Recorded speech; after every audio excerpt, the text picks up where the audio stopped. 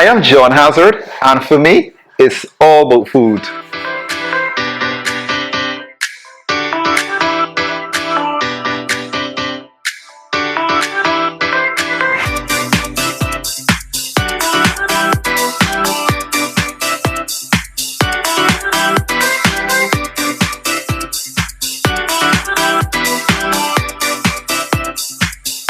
Okay, so today I want to show you how to make fried chicken.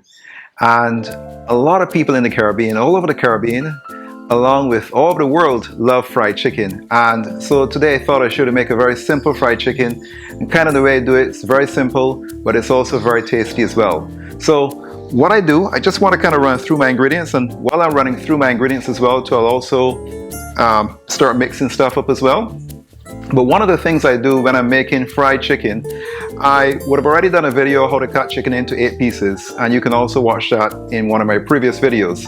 And that's exactly what I did with this chicken here as well. But the other thing as well is what I did is I made a brine, which is what I have right here. And the brine basically was water, and to that water I added some brown sugar, I added some salt, I added some red pepper flakes, I added some whole ancho chili peppers, I added some garlic, some ginger, I also added some thyme to that as well too, some Star Anise as well, and I brought all of that to a boil, cooled it down in an ice bath, and once it was cooled and nice and cold, I then poured it over my chicken and allowed that to sit in the brine for at least about 4 hours. And then I strained it off, which is what I have right here, and I rinsed it well with cold water and allow it to drain. And that's going to give some really wonderful flavor to your chicken. So I suggest you use a brine. I'm going to have the recipe as well to the description below, so you can always refer to it. But my recommendation is that you use a brine. So now for the chicken. So we have the chicken all in the brine, it's already flavored. We're not going to make the flour mix. So basically I have some flour here. I have about 400 grams of flour. Again, I'm going to have this recipe in the description below, so you can also refer and try it as well too. So to that I'm going to add some paprika right here. And I also have some complete seasoning. Complete, or you can also get all-purpose seasoning. That's added. Adding some black pepper. I'm also going to add something which is called saison, kind of like a poultry mix as well, to a poultry spice. So we add in that. So that goes in. I'm also adding some dried chili powder. Also important as well to some onion powder. So we're going to add this in. This gives a good flavor also to our chicken. Also garlic powder. This is a must-have. And this is like half a teaspoon of onion powder, half a teaspoon of garlic powder. And also, of course, which is very important, we have some salt. And I have at least about, I would say, maybe 12 grams of salt here. So we add that salt inside there as well. And then we just take a spoon and we're going to mix this all up. And just make sure it's mixed well. It should not be white. It should have kind of like a tinge of, that light paprika, kind of a light reddish color, because you have the paprika in here and you also have the chili powder as well. So just mix this all together really, really well. And that's exactly what I'm doing here. So that's all mixed. What we do next is I normally take my chicken and I have some water here. And what I will do is I tend to pass the chicken, put the chicken in some water, and then from water I go into my flour mixture. It allows my flour to adhere really well. And the water also helps the chicken to crisp up nicely as well. Let's just remove this. And then from here, I'm going to take the chicken now. What I will do is to use a larger bowl, so I can mix this up really well. I will take the chicken now from the water, and we're going to add it into our flour. And I'm going to mix this up really well. So I'm just adding this in here.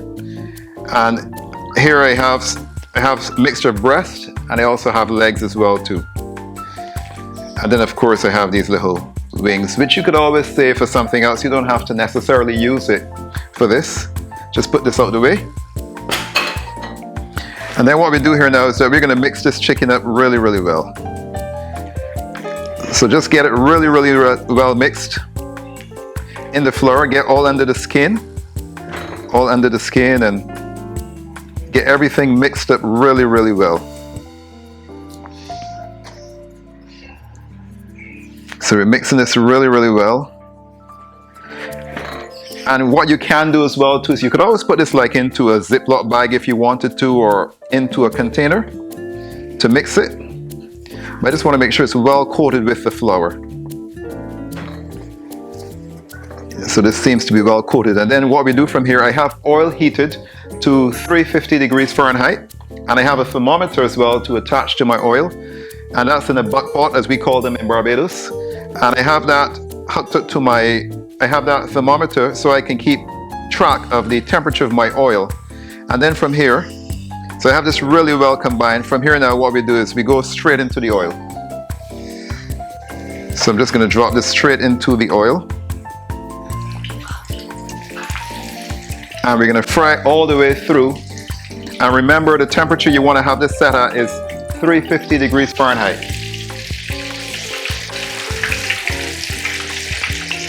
So, as you can see, my chicken is really well coated with the flour and right into the oil.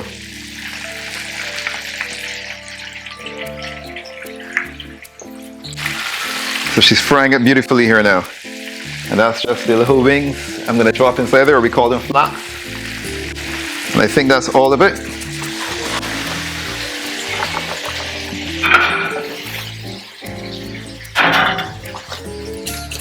So as you can see, the chicken is frying nicely in the oil, which was already preheated at 350 degrees Fahrenheit. Okay, so let's check our chicken. So it's frying nicely here. And we're going to fry this until it's golden brown. So as I look at my thermometer, I can see that it's the heat, because I added the chicken to the oil. Naturally, because I added quite a few pieces and the chicken was cold, it brought the temperature down a bit. So all I have to do then is to raise the heat under my flame so I can bring it back up to 350 degrees Fahrenheit, and we fry this slowly. And we're frying this until the chicken is golden brown.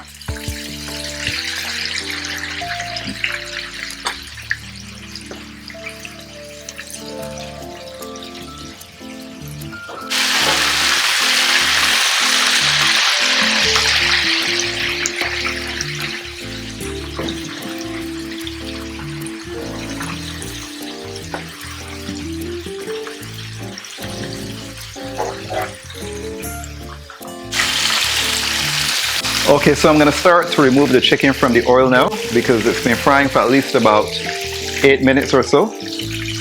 And I believe it's fully cooked. What you can do as well too is to have a thermometer where you can take the temperature, and it should read 165 degrees Fahrenheit. And that's a handheld thermometer. And I would recommend you invest in a thermometer as well. Funny enough, I have one, and I only realized I have to buy a battery for it. So I'm going to have to invest in a battery. So we have now removed our chicken from our oil. And as you can see, the chicken looks beautiful. It looks really delicious. Okay, so we're finished with the oil there. And this is our chicken. So I'm now going to transfer this now to our plate.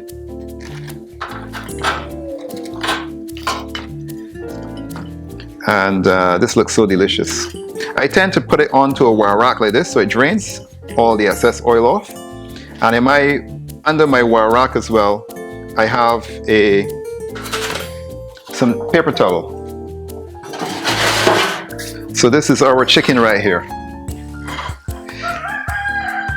So this is our chicken. I hope you can see the chicken. It looks absolutely delicious. I'm gonna go ahead now and taste a piece of this chicken. My favorite piece of the chicken usually is the leg or thigh. But as you can see, chicken is beautifully crisp up. It's really nice and crispy. A real crispy piece of chicken. It's beautiful. And if you want, you can get this even crispier as well. All you have to do is, I mentioned to you to go into water and then to flour, and then you can go back into the water and then back into the flour again, you get a thicker crust, and it's crispier as well too. So it depends on what you're looking for. I'm quite satisfied with this as it is. So let's just go ahead and taste this. So let's taste this here.